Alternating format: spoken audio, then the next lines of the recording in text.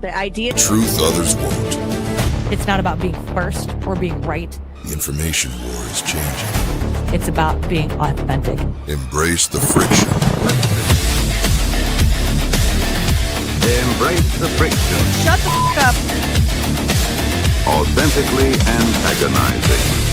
Join the movement. I'm going to say how I feel. Follow Badlands Media. This is about the future. The Badlands. What are the Badlands? Explain those Badlands. That's a hell of a name.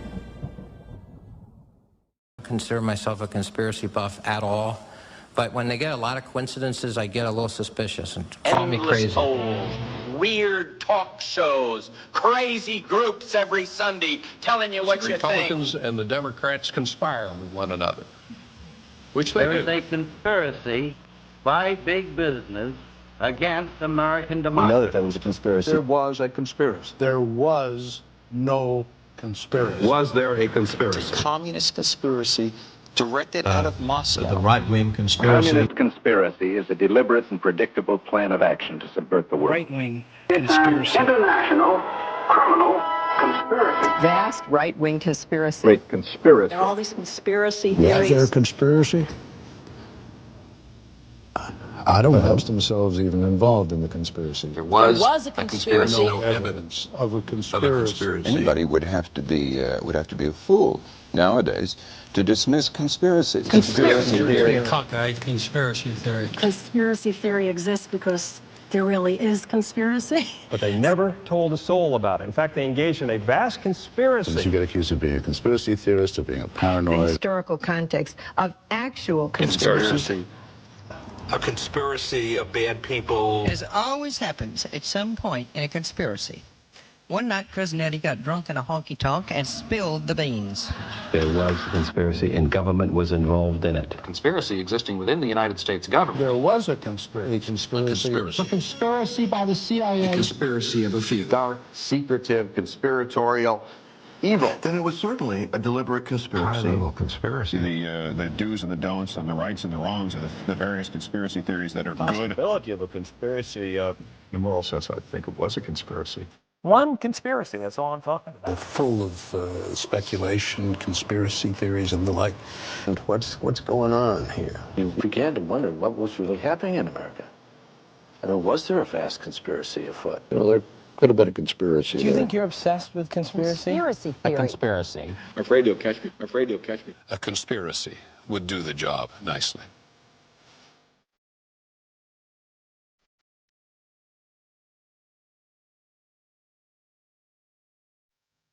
Well, good evening, everybody, and welcome to your favorite Monday night show, and most likely your favorite show overall, Baseless Conspiracies. Zach, long time no see. Yeah, it really has been a long time, John. Feels like forever. Feels like forever, but somehow it was like just yesterday. Like 36 hours ago, almost. Actually, it wasn't yesterday because you dipped out without saying goodbye. So it was 2 days ago. Well, I intended to say goodbye, and I got downstairs, and Caleb was already there with the trunk open, and so it was just ret, set, go. We agreed to take Kairos as well from the chat, and her plane, was supposed to take off earlier than ours, and then for some reason it got moved onto our plane. So either way, I love you. Well, it didn't feel like it a couple days ago, but whatever, it's okay. It was great seeing you guys, and it was great seeing everybody at GART. What a fantastic weekend. The panels were awesome. You were an excellent justice of the courts, or whatever we call Justice of the peace, John. Justice of the peace. I don't like justice of the peace. Wasn't that peaceful? Well, then I was a judge, plain and simple. Yeah, it was amazing though. It was so much fun. That new trial by jury or whatever that we incorporated to this last GART. We're gonna have to do that moving forward. I thought that was a lot of fun. Big shout out to Jonathan and Ash, because they really did something special there. I definitely had a lot of fun playing the part. Yeah, it was a good time, and we'll talk a little bit. Normally this Monday after GART stream, we do a little bit of a recap. We also did something different this time though, where we streamed the first panel each day to YouTube. So those are already out there. So that's what, 3 of the 10 panels. There's 7 panels we could give a little taste of. which we'll do today. But you have some baby selling conspiracy or something you want to talk about. I do. I have quite the conspiracy that I learned about today, and it's something that I don't think many people are fully aware of. And I think it's the reason it came upon my radar is because obviously, you've got this terrible earthquake that just happened in Venezuela, and there's quite a few claims and firsthand accounts from people in Venezuela of children that are going missing. So you've got people posing as government workers and attempting to steal children. You've got children that have been rescued and then taken to a hospital, and then once they get there, they disappear. You've also got some shady product listings on a website called Vinted, which appears to be selling toys that are listed as having been rescued from the Venezuela earthquake, and they're listed at 6 years old and 118 centimeters tall. That's obviously not the way that you would talk about a small toy that might be like 10 to 20 centimeters tall. Wow. So yeah, pretty creepy. Anyways, it just got me thinking about the Haitian earthquake, how all of those kids went missing, and the Clinton Foundation was implicated. Laura Silsby was implicated. Hillary Clinton had to get her friend off, and then one of the men who was part of Laura Silsby's group was later indicted for child trafficking in another location. And so I just, I just came across another conspiracy related to the theft of children. And I don't think I could necessarily do a full hour and a half, but I could probably talk about it for a little bit. Yeah, so that'll be good. We can talk about that, and then we'll talk about GART as well. Yeah. Which I'm very excited. I love the GART, seeing everybody. It's like family. It's just so much fun. We had so many first timers there too. It was such a good weekend in Deadwood, dude. Yesterday, I don't know if I ran into you, but so yesterday I didn't get to gamble as much as I would normally like throughout the weekend. Normally after the festivities end, we get a little break, and then you come back for the Thursday night it's the VIP dinner, Friday it's the welcome reception, Saturday it's the DPH, but Sunday, when everybody left, and normally on Sundays when we have conferences in other places, I have to come home. I mean, my girlfriend will have to fly home because I have my kids. Typically, but this, since it was driving distance, we went pretty much up and down the strip in Deadwood, and didn't matter where we stopped. We'd like put in a little bit of money. We'd hit a jackpot or whatever, not like a major jackpot, but like the bonus game thing, and win like 20, 30, 40, 50 bucks or whatever. And we'd cash that one out and go do a different, and we couldn't stop losing. It was a heater. And I credit it all to the GART experience with everybody else, because the first couple nights when we did throw a little bit in, we couldn't win at all, period. And it ended up being a real good weekend, not just because of the GART stuff, but because of the gambling success as well. So, and Brian won like $1 bajillion too, playing blackjack. Really? Wow. I never gamble, so I never have the opportunity to win or lose. But do you have any vices? I mean, besides vaping, no. I mean, vaping and caffeine, that's really it. Oh boy. Yeah. Just a role model. Doesn't mean that I haven't had them. I've indulged over the years, and so I think I've gotten it out of my system. Yeah. Anyway, we do have a new sponsor to get to tonight, so let's start with our sponsors, okay, and then we'll. I think we should talk about the conspiracy first, probably. Okay, we can do that. All right. Oh, and I got to tell you guys about Trump's coming to the Badlands on Wednesday, the anniversary of me writing the Devolution series, my first article. Oh, wow. But when we were driving home from Deadwood on the interstate, this is before the tornado that almost struck here or whatever. I heard that a wind farm got destroyed. That was in South Dakota. The other Dakota. Deadwood, South Dakota. I mean, they're in the same state. Well, but I'm saying in North Dakota, we had a tornado warning like today. Oh, we had to shelter for a little bit. Okay. But anyway, while we were driving home on the interstate, we saw Secret Service going the other. There was like 20 cars. Ooh. Like all the black SUVs and then a bunch of cop cars. Yeah. Right? Like, and they were all just like in one little motorcade driving along the interstate. It was kind of interesting. They're heading over to set up for Trump coming in a couple days. It's pretty interesting. Wild, man. Very cool. But all right, let's get a quick word, and I'm hoping I'm not going to butcher. How did we say this word, Zach? Cacao. Yep, cacao. We'll see how I do. All right, this episode is brought to you by Cacao Bliss from Earth Echo, a ceremonial grade cacao drink with 7 superfoods that lower appetite, boost focus, and calm anxiety. A new study found that one bizarre morning ritual nearly doubled GLP-1 levels in participants within hours. There were no needles, or prescription pills involved, and this ritual tastes like chocolate. The drink is called ceremonial grade cacao, and before you picture a Hershey bar, let me be clear, this is nothing like the chocolate sitting in your pantry right now. This stuff has been heated, chemically processed, and stripped of almost everything healthy. Raw ceremonial cacao keeps all the good stuff, so the healthy part, the flavanols, stay completely intact. Harvard researchers spent years studying a tribe in Panama that drinks 5 cups of this stuff every single day and found their rates of cardiovascular problems were 9 times lower than Americans. 9 times. Cacao Bliss from Earth Echo takes ceremonial grade cacao and combines it with 7 organic superfoods, tastes like hot chocolate, and get ready. This stuff will completely transform your mornings. You can learn more and get your special discounts and free shipping today at trycacaobliss.com/badlands. I'm going to spell it out too, just so everybody understands. It's trycacao bliss.com/badlands. We actually got a little mix of that stuff right before we left for Deadwood, so I'm going to try it out tomorrow morning for the first time. Very excited. I haven't received any. I'd like to try it. Your mornings are probably already blissful enough. They are pretty blissful, but just saying, I'd like to try some ceremonial cacao. I mean, this was a big thing with like the Aztec warrior kings. They would basically drink that all day long. Okay, well, I will check it out. Yeah. Good to see a Red Pill 78 wife. I will, Jessica, if you're in the chat, let's see if we can hook up Zach Paine. If it's not too much to ask, Jessica.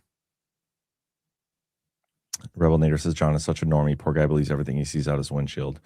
Yeah, I mean, that was 100% them. Oh, well. I know somebody on the police force in Bismarck, and like they're going to be guarding or part of the security force in Medora, and they said that they were like driving west today. So I wasn't sure if he was shaming you and thinking that you saw the Secret Service or that the weather event was natural that you experienced today. Yeah, I should show you the video of this, man. It was pretty nuts. Let's take a look. We have the sky cam over Bismarck.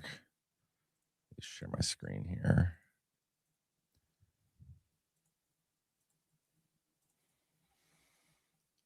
There we go.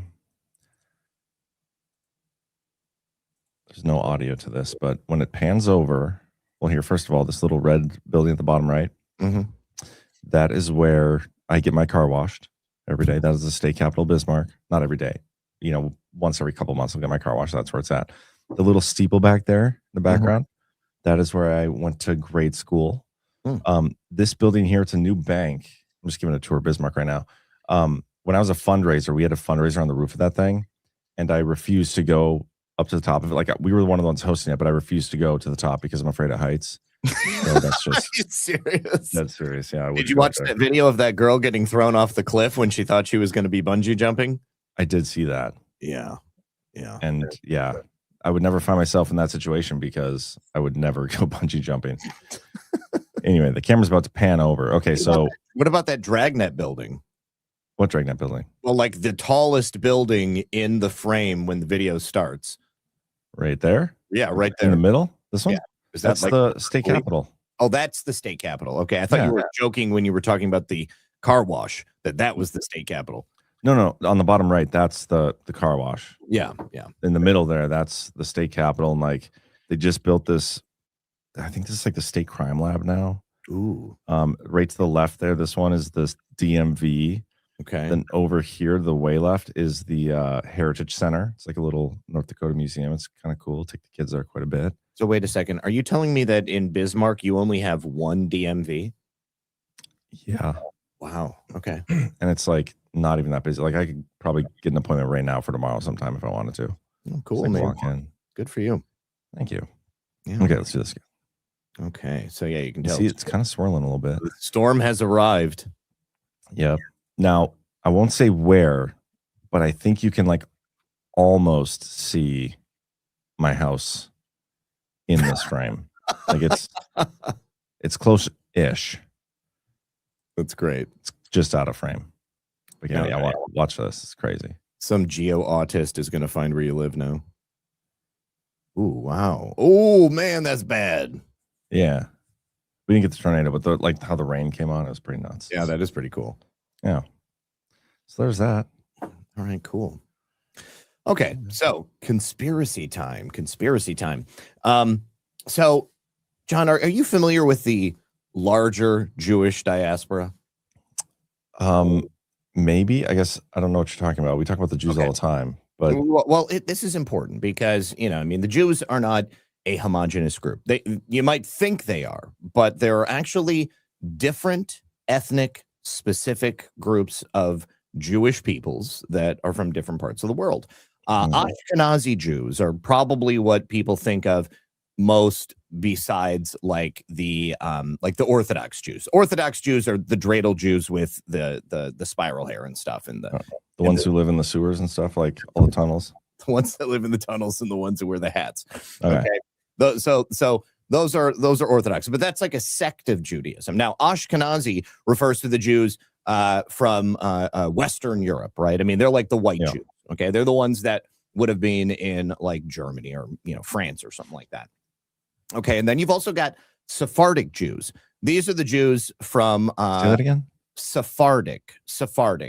So they are darker skin, and they're like traditionally like they're looked at as the sort of like native peoples of the Middle East, but they're actually from like Iberia and Spain.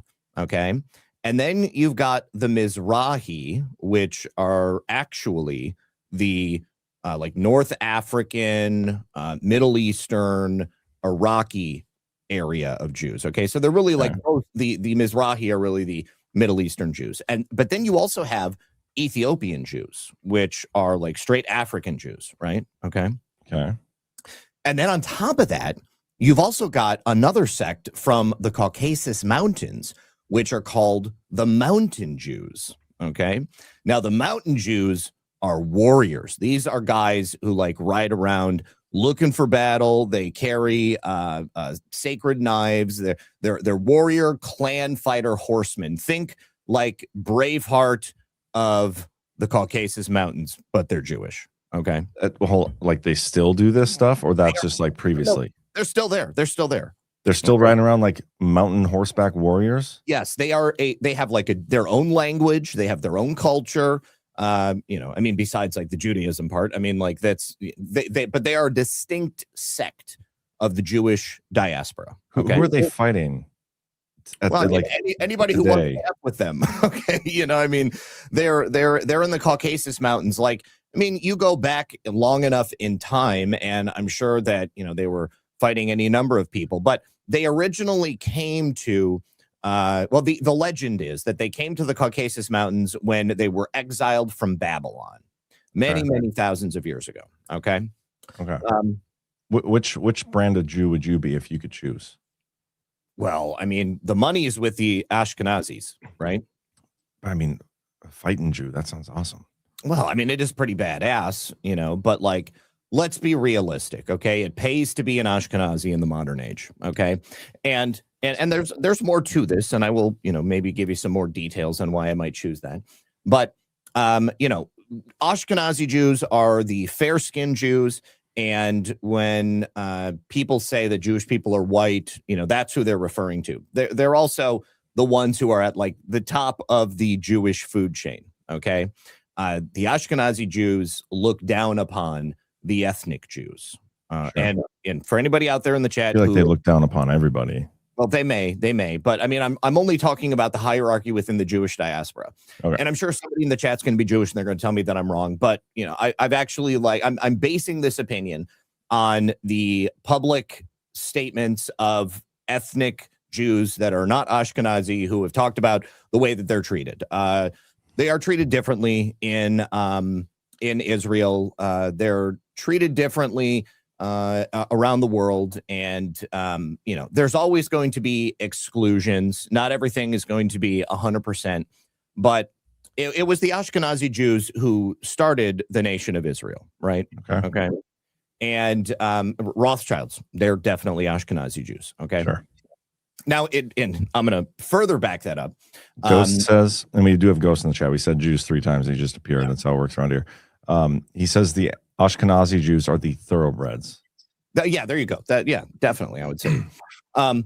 So then, when Israel was founded, different Jewish segments of the diaspora started moving to Israel. Okay, and some of those people who moved there were the Yemenite Jews. Okay, so these would be from the Mizrahi clan. Okay, so the Yemenites moved into Israel, and rather than being welcomed with open arms as the Ashkenazi Jews were, they were basically put into these sort of transitional camps.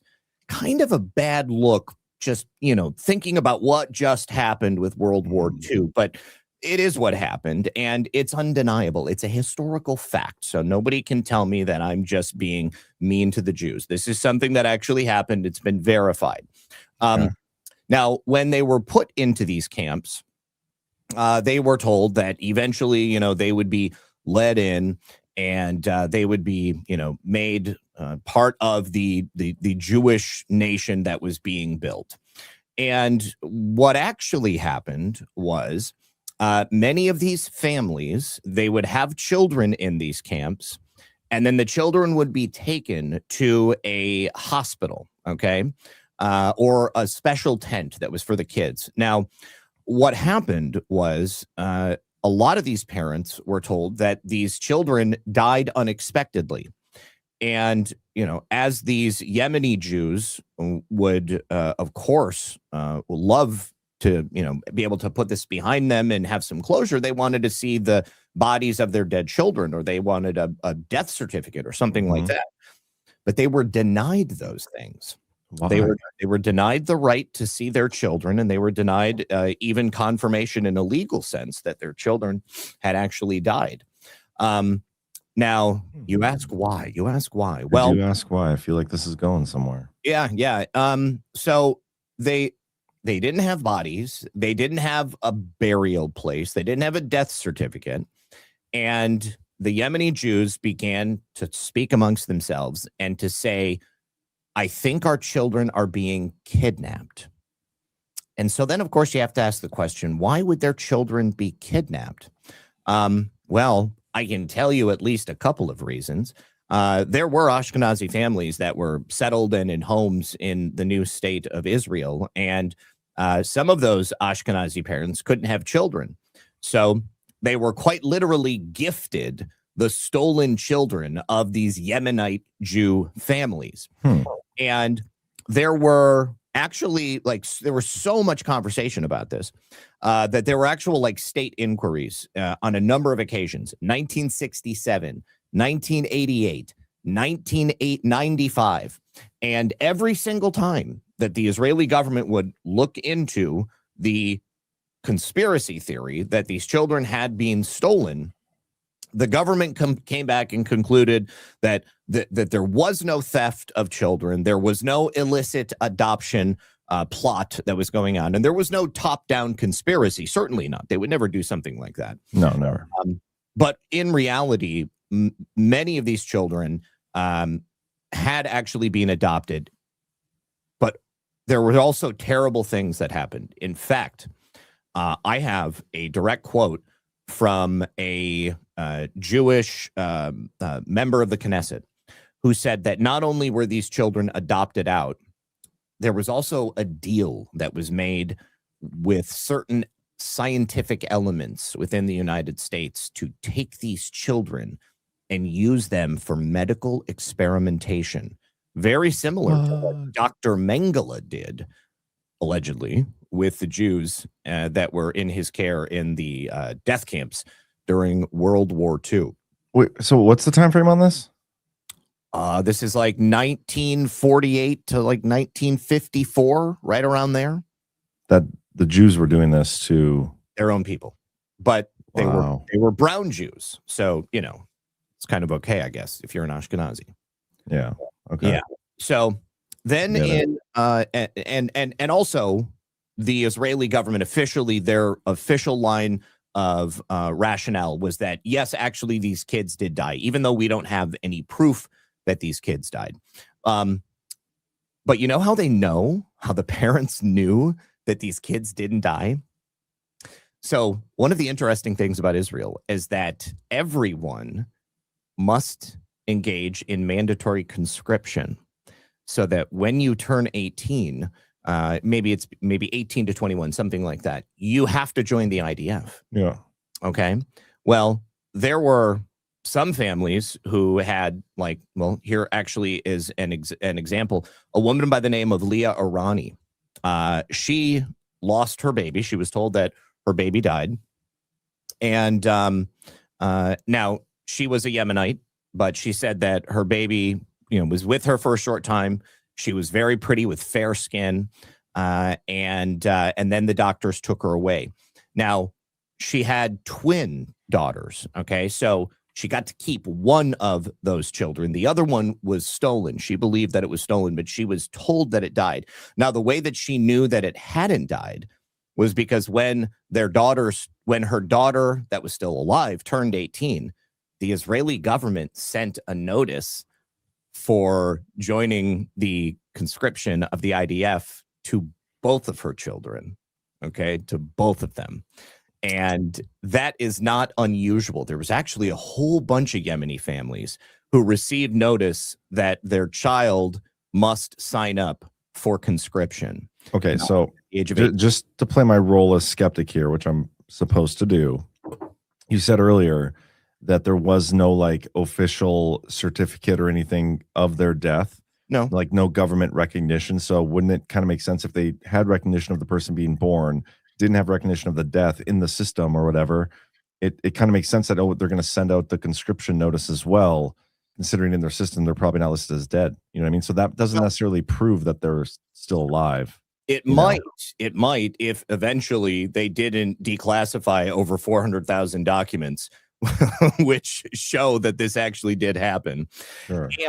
And there was an official report that was produced by the Israeli government that was leaked to Haaretz in somewhere between 2016 and 2019. And I don't know exactly when it was leaked because it's never been actually published online, but Haaretz actually reported on the findings of this report. And they said that there was definitely what I'm describing to you actually happened. Okay. And I don't doubt that at all. Yeah. So they had they had a number of additional special tribunal investigations that took place after the ones that I mentioned. And Israel was forced to admit that, yes, they did kidnap these Yemenite children in the 1950s. Upwards of 1,000 is what they have admitted to. And the report has also been acknowledged as having been written and completed, and it was penned by the current health ministry deputy director, General Professor Itamar Grotto, as well as a racism prevention official, Dr. Shlomit Avni. When they wrote it, it was so disturbing and it was so damaging to the government of Israel that they could not dare to allow it to get out. Because if it was to get out, well, then, of course, it would be bad, really, really bad, much worse than everybody already openly knowing about this secret. And, of course, you got to figure out where these kids are. You might have to pay compensation to the families. And so, honestly, it's a really terrible, terrible thing. But it's even worse when you realize what the Jews had, just gone through, right? World War II, death camps, children being taken from their parents, then having them medically experimented on by some evil Dr. Mengele. I mean, and then they turn around, they get their own nation, they do the exact same thing. I mean, how twisted is that? That's twisted. And we have I think a fitting Rumble rant right now from Doda Do 85 saying repeatedly over and over, the most frustrating part of the show is when Zach ruins it all and provides receipts, making the conspiracy no longer baseless. Why do I even listen to it anymore? I mean, the Baseless Conspiracies show, the title, it's more in jest because none of these are actually baseless. But I would like to see some receipts. You said you had documentation. Let's Okay, here we go. Okay, so this Israeli rabbi, also a member of the Jewish Knesset, he publicly acknowledges this. And also Netanyahu in 2016 publicly apologized and said the state took hundreds of children without consent. You've got children who were sold for adoption to childless Ashkenazi families, both in Israel and abroad. Children who were used in medical experiments, the over 1,000 cases that are officially documented, estimates of, as many as 4,500. But Netanyahu in 2016, he was prime minister at that time too. He's the one who declassified the 400,000 plus documents.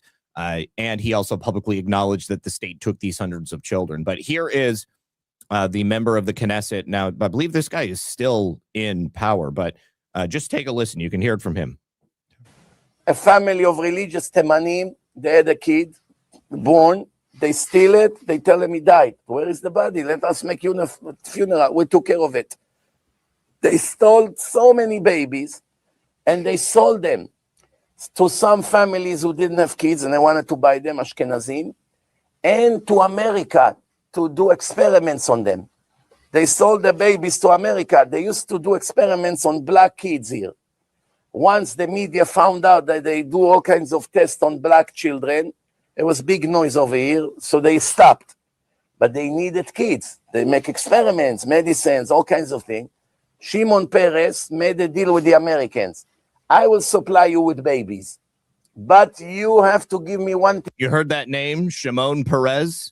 Heard it. Shimon Peres. Okay, he was Israeli prime minister at one time. He's the one who allegedly made this deal with the Americans. Now, I also want you to keep in mind, Dr. Anthony Fauci was also implicated in experiments on black orphans in the early 1980s.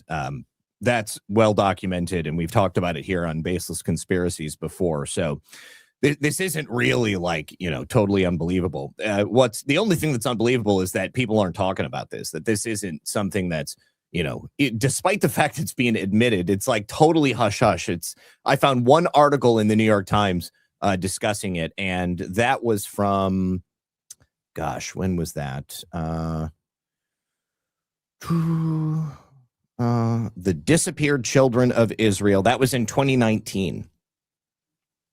2019. Okay, here we go. Continuing. In return, make a connection between me and the French government. I would like the French to build a nuclear facility for Israel for purpose of peace, just like Iran. Tell the world, for peace, for peace. What peace? So Shimon Peres thought that if I will sacrifice hundreds or thousands of Yemenite kids and give them to the American, one day we will have nuclear bomb. And when the Goyim would like to kill us again like they did in Auschwitz, they won't mess with us because we will have a nuclear bomb. Later, they made submarines. Now Israel has submarines in the ocean, meaning if somebody wants to throw a bomb in Israel, Israel have enough power to wipe out the whole world in 1 minute from the ocean. Samson option right there. Yeah. They can shoot in any place and put in America, they can shoot 50 nuclear bombs and destroy America. Japan, Russia, everywhere. The whole world knows it. How many missiles with nuclear Israel have? It's a mystery. 20-something years ago, there was one trader, Va'anunu. He was working inside. He wrote to the world that Israel have more than 200 nuclear bombs. That was 25 years ago. Now it could be 1,000 maybe. 1,000 nuclear bomb can wipe out the whole world. That was on the mind of Shimon Peres. Now, I want you all to absorb what this man just said. A member of the Jewish Knesset admitting this was 10 plus years ago that he made these statements about, thousands of nuclear bombs back then. How many more nuclear bombs does Israel have right now? Does everybody understand how delicate the relationship with Israel is in a geopolitical sense? It's not possible for President Trump or any American leader to just come out, even though he's doing it right now. I mean, more than any other leader in the history of the world, and telling them, you need to shut up and do what I'm telling you because I am making peace and you're going to have to deal with it. Meanwhile, they've got all the bombs that it would be required to completely flatten every country on planet Earth and kill everybody if they feel that they're threatened enough. Like, it's like you're in the car with a sociopath who's at the wheel, okay? And you're saying, like, you know, like, please let me out of the car. If you get out of the car, I'm going to crash the car and kill us both. Okay, so what are you supposed to do? Like, all you can do is sweet talk him and get him to pull over without killing both of you. I mean, just like think about how many ways the relationship with Israel could go bad based upon the fact that they have enough munitions to kill everyone. Yeah, I think the way that Trump is doing it is he's trying to get everybody in the car, including like those in the backseat and the driver, to ask him to get out of the car. You know what I mean? Like, oh, yeah, I agree. Instead of us asking and like trying to leave and them getting mad and crashing it, we're annoying the piss out of them so much. Like doing that. You want to hear the most annoying sound in the world from a Dumb and Dumber? Yes. Until they're like, okay, we're gonna pull over. You can just get out now, and we're gonna finish the rest of the road trip by ourselves. It's brilliant. It's absolutely brilliant. Because until this point, it's been like a lamb free on the back of your leg, and you're trying to swim through the ocean, and it's slowing you down. Yeah, but anyway, I mean, the situation in the Middle East, we could talk about that for hours on its own. But this is interesting. You know, the Samson option, that wasn't never a conspiracy theory. I would like to know what the actual number is of nukes that they have. Oh, we'll never know. They'll never tell. No, it's a closely guarded secret because it's the threat of ultimate annihilation. Like, you can't know how many we have, but we have enough that we could just destroy everything. You know, it doesn't even matter if, like, you know, nukes are what people say that they are. All right. Yeah. Like, certainly there are bombs that are powerful enough and other weapons that are powerful enough. I mean, now we've got the DOD openly admitting, like, hey, we're in the process of securing thousands of directed energy weapons. You know, hey, maybe we're getting those directed energy weapons so we can disable those nukes from afar. Who knows? Ghost just sent something over. It's we should just damn near have them on. Oh, this is a pretty short read. Or is it not? Am I? No, right. You keep going. I'm going to read this quick. I mean, I think I've presented the entire situation. You know, I mean, this is this is the kind of stuff that you're not supposed to talk about because it's antiseptic. I mean, anti-Semitic. Ben Gurion, did I say that right? Ben Gurion. Ben Gurion. Okay. Foresees gradual democratization of the Soviet Union. And the abolition of wars by 1987 is predicted by Israeli Premier David Ben Gurion in a statement published in the current issue of Look magazine, which carries a number of interviews on the world outlook 25 years from now. Statement reads, the image of the world in 1987 is traced in my imagination. The Cold War will be a thing of the past.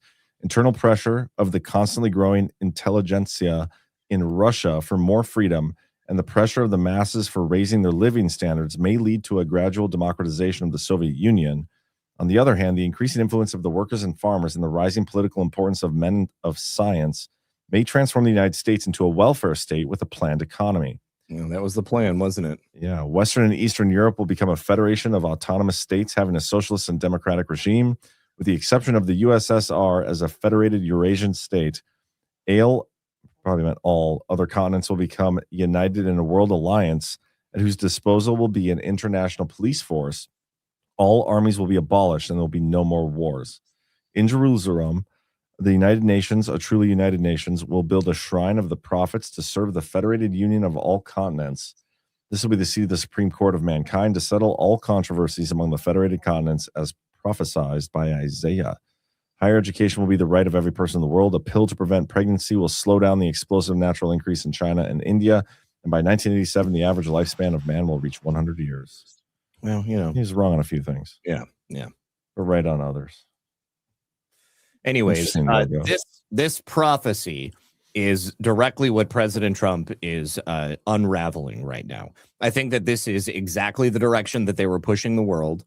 There's a reason that they wanted to infiltrate every Western nation with as many foreigners as possible to break down the bonds of ethnic and cultural association, to infest it with as many warring ideologies as possible, so that ultimately society would break down. And then the only response from that makes any sense, if a government wants to keep power, is to come down on them with sort of fascistic or draconian force. And then, because we're all the same, hey, we might as well just join the same club. And then, hey, Israel is the only nation that has their shit together. So we'll go ahead and let them basically rule over all of us. And then, of course, Russia is too smart to allow any of that shit to happen. Yeah. Do you know where are we even at on the current negotiations? Are we going back there to negotiate again? I tomorrow, completely tuned out. Qatar. We're in Qatar tomorrow. Nice. Yeah. Are we sending JD Vance again? I don't know who's going. I don't know if it's going to be JD or if it's going to be Witkoff and Jared, or if it's going to be little Marco. Yeah, because last I heard, we were like the war was back on the table. Yeah, they put that on the back burner. I think that what we saw this weekend was cover for what was happening in Iraq, or it had something to do with what was happening in Iraq. But you think they're connected? Yeah, definitely. I think they're connected. Why is that? Well, Ghost and I talked about it this morning, but because the people who were being rounded up in Iraq were like pro old Iranian regime, and they were all on the take. They like every single. First of all, there was like 27 people who were indicted. Then it was up to like 67. And now the number is going up to like 200. And each and every one of these people, as their homes were being raided, they were finding like fake rooms or like, holes in the wall with just like piles and piles and piles, millions of American dollars, totally brand new. Anyways, I think that those were people who were basically sanctions busting before, and they were engaging in corrupt practices and stealing from the people of Iraq and basically not allowing the country to move forward. And so they were part of the global deep state, good twin, bad twin type stuff. And there was the Evergreen ship that tried to skirt the Iranian trade routes. Okay. And, supposedly this all kicked off because you had a ship that was attacked. President Trump, of course, everybody was like, well, the ships are going there. But then this ship tried to go in a different direction and get around the traffic. And that kicked off. And then all of a sudden you've got these raids in Iraq. And the raids in Iraq were people who were somehow connected to the Ayatollahs and stuff before. And they were definitely stealing money from. And yes, could USAID be involved? Absolutely. Could Uranium One be involved? Absolutely. Could sanctioned Iranian oil be involved? Absolutely. The one thing that I'll tell you, US dollars have serial numbers. They'll be able to figure out where that money came from. Did it come from the pallets of cash that Obama sent over to Iran? I don't know. I guess we'll find out. Bro, I forgot to show you. Are we done with the Jew talk, you think? We're done with the Jew talk. Okay. And I don't know if we should even do like the recap like we typically do. Normally we'll play, the first 5-10 minutes of the GART panels, but I don't know. I'll let you guys in the chat. I know a lot of people in the chat have already watched, so I'm happy to do it if you guys want to. But I do want to decode on this, Zach, and I feel like you're the best guy to provide it to me. Okay. This was signed into law just while we were at GART. Lulu's Law, which requires the Federal Communications Commission to issue an order explicitly permitting the transmission of wireless emergency alerts, so the EBS stuff, to mobile phones in the event of a shark attack. Like there's something here. We got to be on. Like, talk about shark attacks this weekend. Give me the decode. I mean, this would definitely appear to be a perfect Badlands boop. Badlands boop. Yeah, most definitely. I love it. I was saying in the chat earlier, because Trump is going hard on gas prices, it would be the ultimate 2026 Badlands boop if President Trump forced the price of gas at the pump artificially to be $2.50 on January 4th, or excuse me, on July 4th. So he makes every gas station price it at $2.50 because it is the 250th. And then Brian is victorious. That would not make him victorious, though. But the number he said, his prediction was 240. Oh, did he say 240? 250 is so easy, dude. It's not my fault he's retarded. It's his fault. But yes, he said 240. And then like some other conversation he had separately with Ash. Ash was like, I'd give you 250 on the 250th. But yeah, anyway, he's all over the map. First, it was he denied saying national average. Then I caught him and said, like, well, you definitely said average. Here's the proof. Can we like, well, watch obviously I was talking about Florida, but now he's like looking at, oh, well, there's this gas station in Cypress, Texas. Like he doesn't know what the fuck he's doing. Pardon my French. Can we watch the clip, because you found the clip after we ended Only Lands? Oh yeah, didn't I put that in? Did I put that in here? I thought you must have, just considering it, how petty I know you to be. I put it in a bunch of other here. No, this will do. We're gonna play our newest lotion detector. Speaking of Brian, lotion detector soft disclosure ad, and then when we come back, we'll play the 240 clip. How's that? Perfect. Or the average clip. Okay. It's a long commercial, guys. It's a little long, but well worth it. Incoming call. Connection established. Ready to proceed. Hey, Brian. This is ZP. I'm on my way. Okay, where are you taking me? Back to the 70s.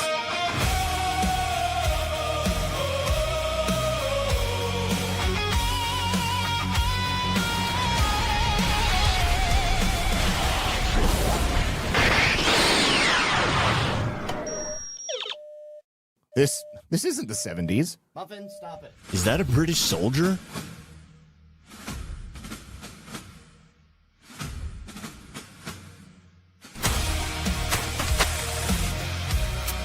Oh no! My face! It's so soft! What is this?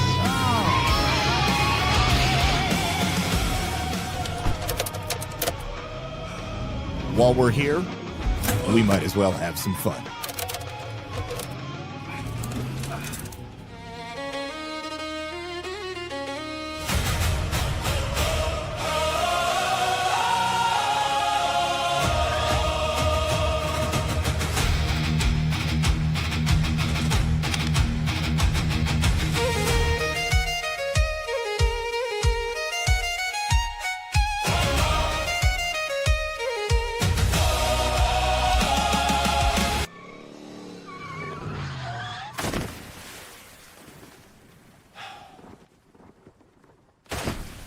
What do you think you're doing? Hey!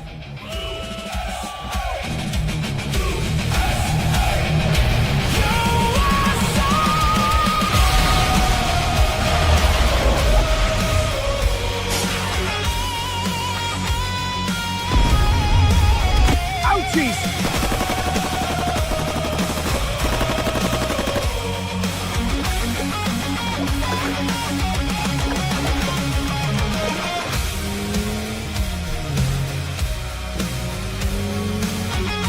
America owes you gentlemen a debt.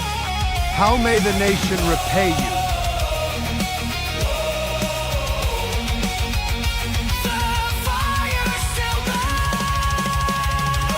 Flame of revolution, let the old world hear us roar. Freedom rides on every heartbeat, marching louder than before. From the Delaware to tomorrow, soft disclosure fans the flame. For the hands that built this nation, may no cracked hands yet remain. Raise the flame. We rockin' Deadwood tonight. Feel the fire, let it burn. Raise the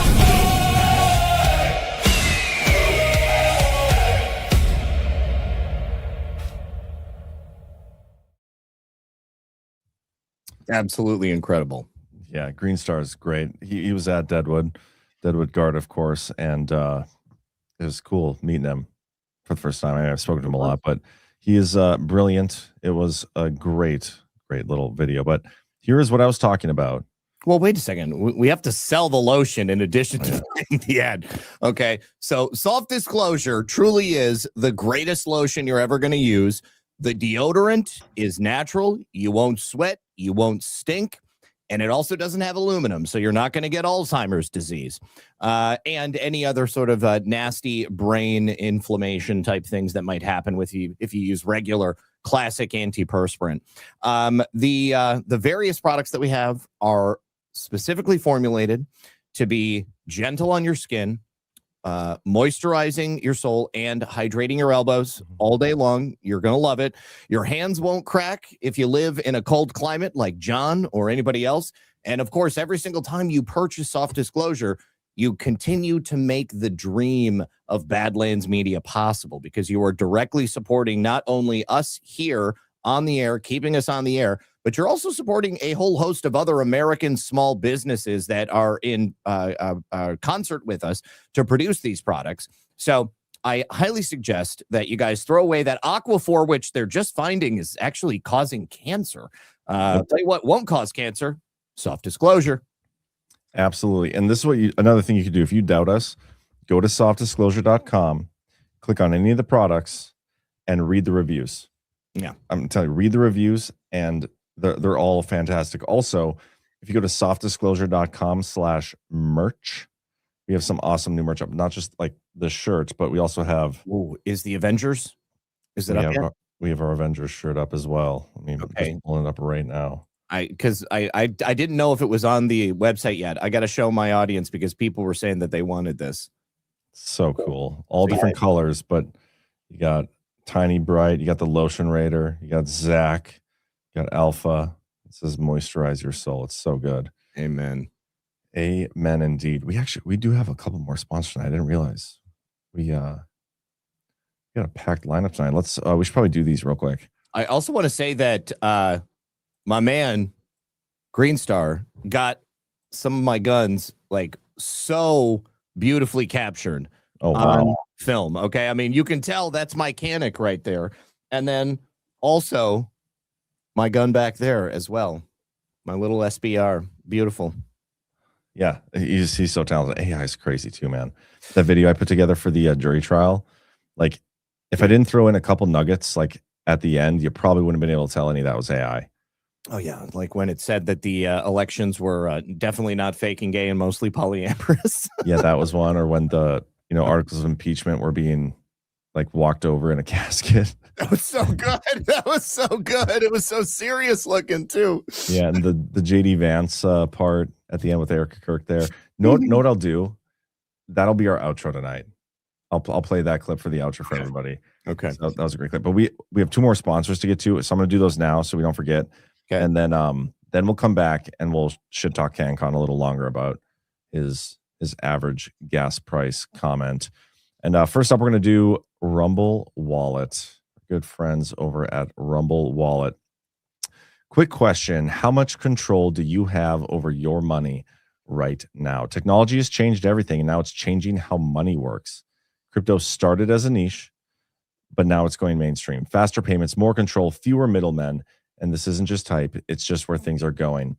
Getting started today is easier than you think. With Rumble Wallet, you can buy Bitcoin, you can hold dollar-backed stablecoins, and you can even own digital gold backed by real gold all in one place. It's a non-custodial crypto wallet, which means you, not a bank or a platform, control access to your funds.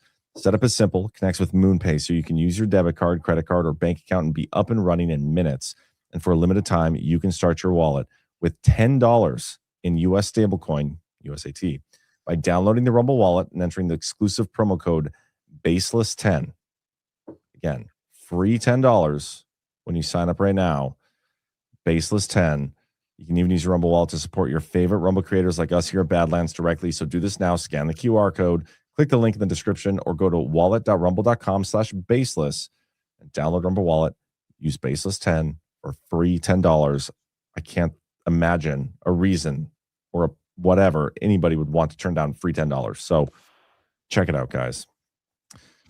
We also have as a sponsor tonight Native Path Collagen. These guys are awesome. We have such good sponsors.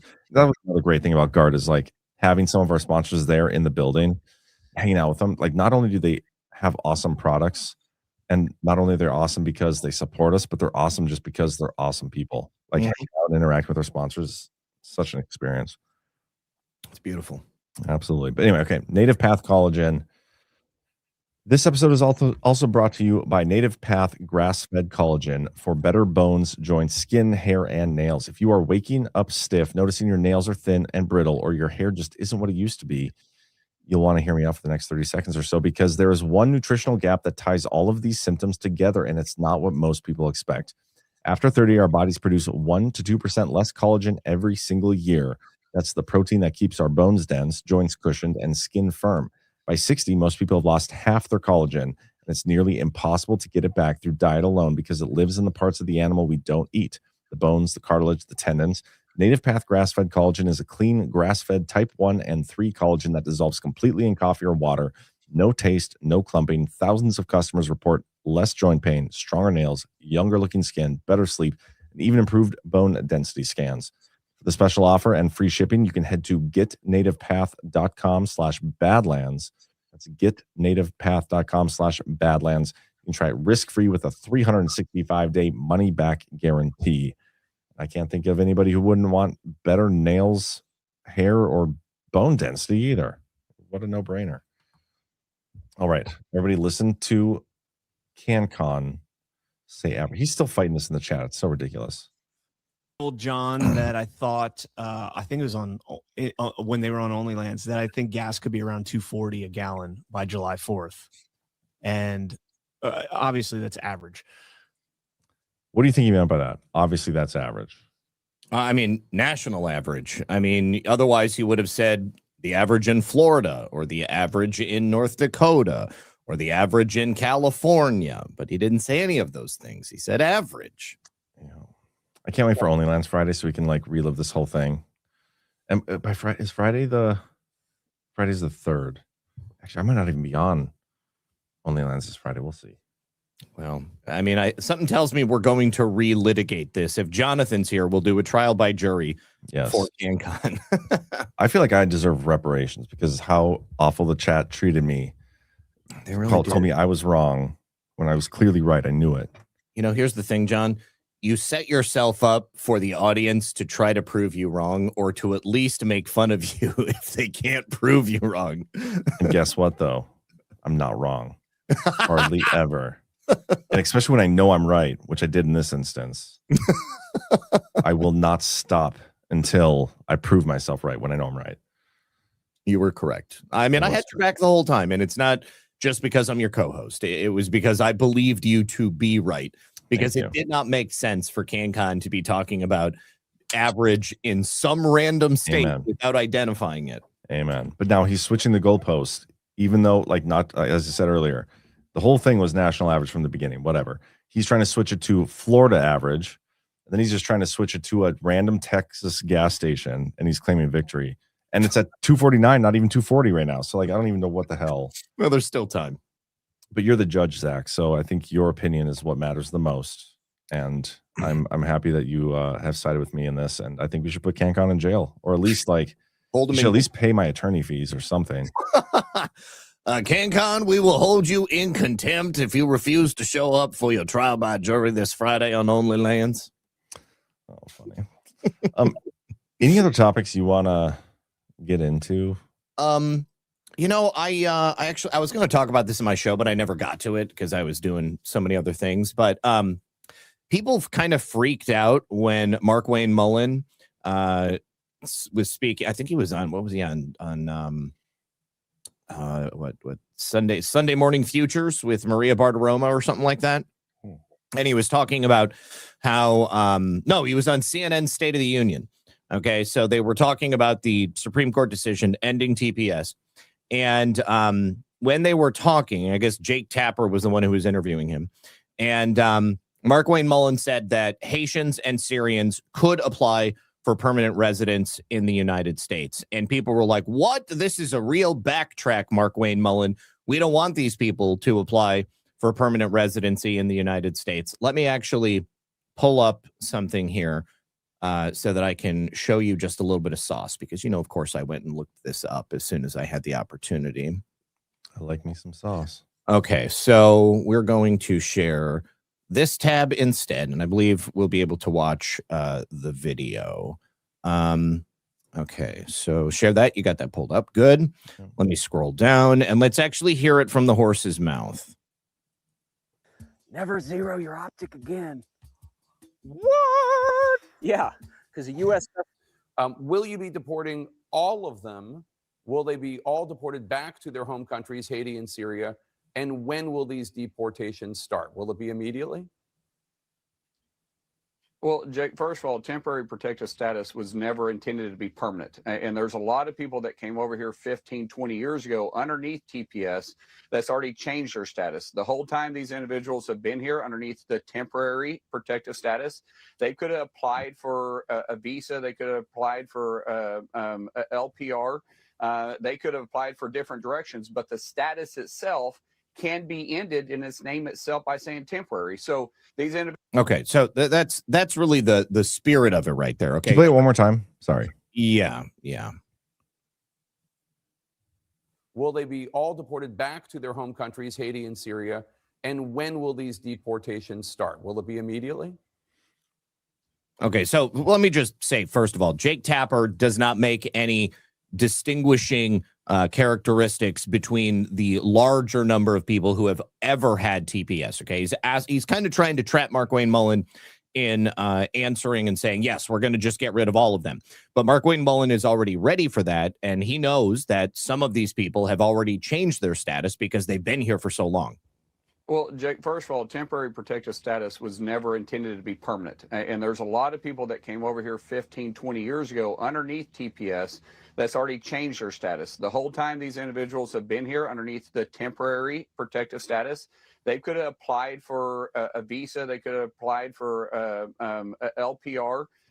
They could have applied for different directions, but the status itself can be ended in its name itself by saying temporary. So these individuals have a couple of choices. They can try to apply for a permanent residence here. They can apply for a temporary visa if they choose to, or they can choose to go back. And if they want to go back, we'll help them with that.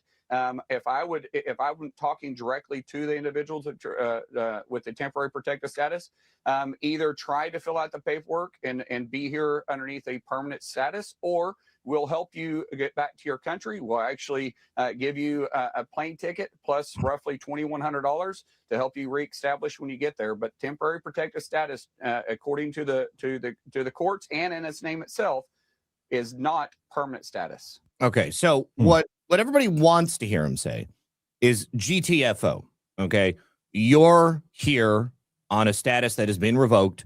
It's time to leave. We want you to leave right now. Okay, and of course, Jake Tapper wants to hear him say, we're going to arrest everybody, because then, of course, they're going to turn it into a PR nightmare. All right. But if we're talking about the law, which is what Mark Wayne Mullen is actually quoting, temporary protected status, if you had that throughout this entire time that you had it, you could apply for something else. You could apply for permanent residency, which is a green card.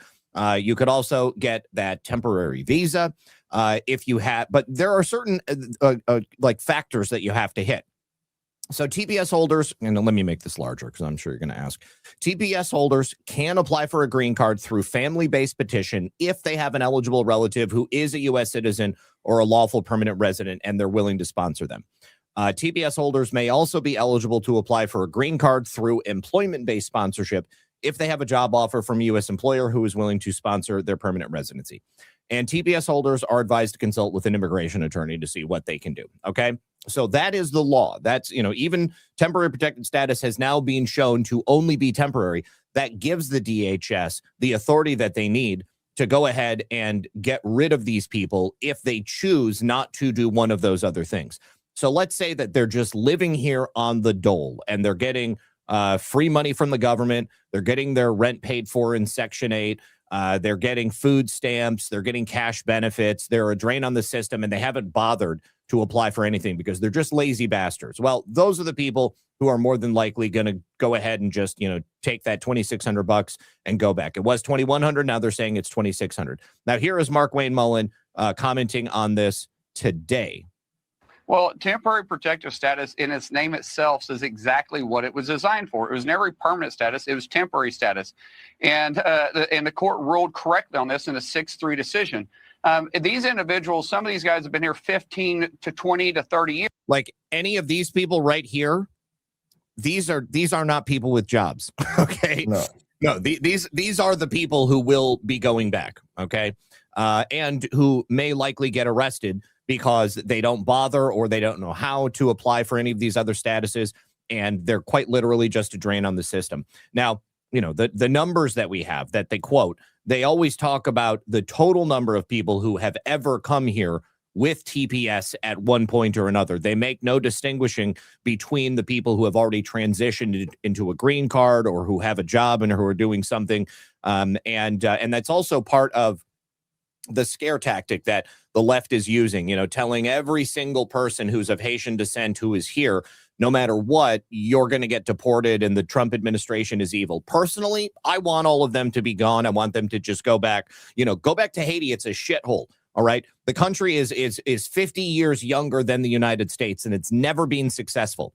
It's always been a shithole. It's always been run by warlords and corrupt bureaucrats. They have never done one thing to make their country worth living in. And then they come here to the United States and they're either sucking off the teat of Lady Liberty or they get themselves a job and they're doing something. But I don't even know that they're good people. Like, they could still be doing crap. I understand that, but they had an opportunity during that time. If they wanted to try to change their status, they could. They chose not to. Now the temporary protected status is over. They have to go home. Now, they don't have to go to the country that they came from. If they're not feeling safe, they can go someplace else, but they cannot stay here. Your TPS, temporary protected status, is over. So we will help assist you in leaving if you would like. We'll buy you an airline ticket. We'll give you $2,600 to reestablish yourself someplace else if you don't want to go back to the country you came from, but you have to leave, and we're going to assist you in doing so. And if you choose not to, then we'll pick you up and force you to leave. Okay, so that is literally every single person who does not have a status other than TPS. As of right now, like, you're done. We'll go ahead and ask you to leave. And if you don't want to leave, then you run the risk of being arrested. But what the prevailing narrative online, and I'll admit, Mark Wayne is a little soft. Okay, he's a little too soft for my taste. I prefer somebody like Commander Greg Bavino. I wish he was running DHS, because these people would already be gone. Okay, you may not like him, but that's my flavor of deporter in chief. Okay, that's what I want in terms of somebody who's running a program like this. I don't want anybody worrying about the PR nature of these decisions. These people have been here long enough. It's time to go. Yeah, I mean, then these people just need to stop going on TV. Like, stop doing interviews. I agree. Mark Wayne Mullen, a little soft, just like what's her name before him, Christy Noam. She sucked. Haven't heard from her since. So been very happy about that. I don't know. Bavino, I can't remember what it was. There was something that happened with Bavino a while ago, and I was like, what the hell? There was an op around, I think it was Nick Sorter or something. He got kicked out of the DHS or something for a little bit. Like, it wasn't even a real position. Yeah. He got, I don't remember what it was. I'll have to look that up. But anyway, Nick Sorter was like, if he doesn't do this, I'm done with it. And it was so dumb. So I don't know if I love him either. But the whole immigration stuff, totally agree. Get all of them out of here. I don't give a shit. All of them. I don't like that we're paying for their plane tickets home. I understand why we're doing it. Whatever. We're just getting them out of here. But I would much rather prefer we just round them up, stick them on a bus, drop them over the border, and be done with it. Well, here's the thing, is that no matter how we make them leave the country, there is a cost associated with it.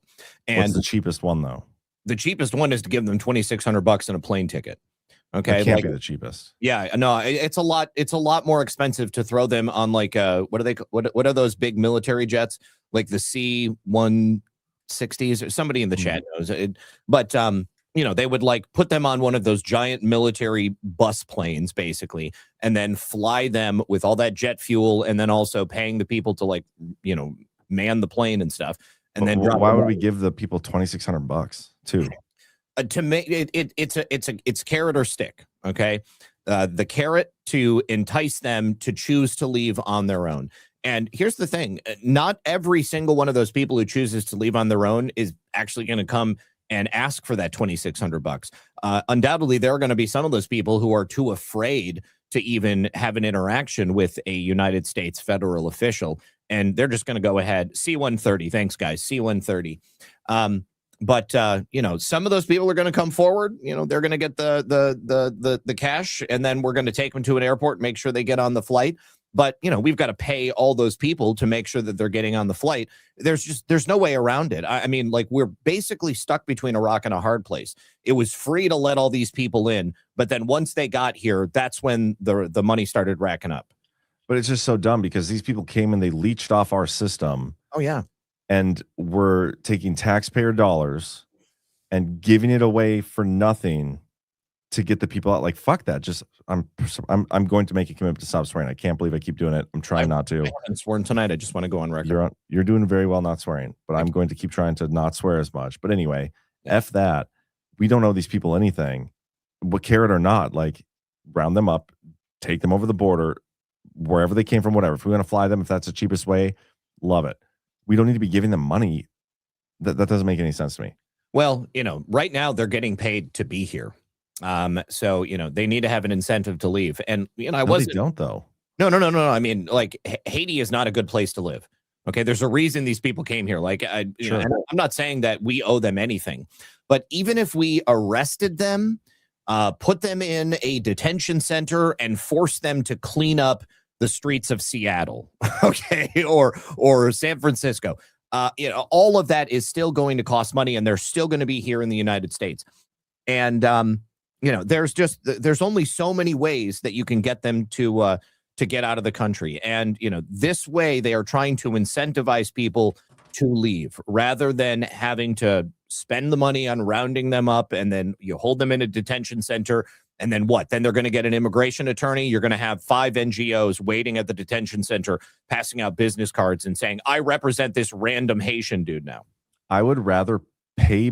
Here's the thing. I would rather pay more money if it's going to American citizens to round up illegals than pay $2,600 per illegal to voluntarily leave. I would rather pay more to Department of Homeland Security and Border Patrol agents going to their pocket. We could hire more people, more American jobs to get rid of those people than a single cent going to the actual illegal immigrants that shouldn't be here in the first place, just for them to leave. Well, they just onboarded 10,000 new ICE agents. So I think that they've kind of been preparing for this.